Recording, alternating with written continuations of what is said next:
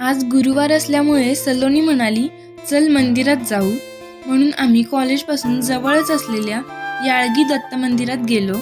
इथे श्री ब्रह्मचैतन्य गोंदवलेकर महाराज यांचा मठ पण आहे. तिथे गेल्या गेल्याच अगदी प्रसन्न वाटत होतं. सगळा ताणतणाव विसरून गेलो होतो.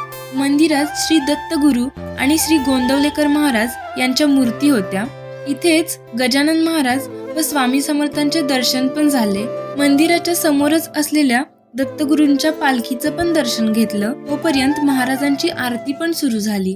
बघा किती चांगलं नशीब होतं आमचं. आम्हाला आरती पण मिळाली.